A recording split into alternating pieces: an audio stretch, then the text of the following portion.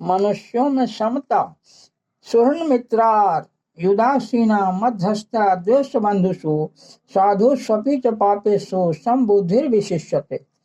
सुहृद, मित्र, vary, उदासीन, मध्यस्थ, द्वेष और बंधु गणों में धर्मात्माओं और पापियों में भी समान भाव रखने वाला अत्यंत श्रेष्ठ है।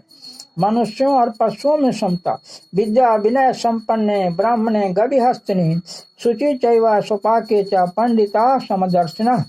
ज्ञानी जन विद्या और विनय युक्त ब्राह्मण में तथा गौ, हाथी, कुत्ते और चांडाल में भी समदर्शी ही होते हैं।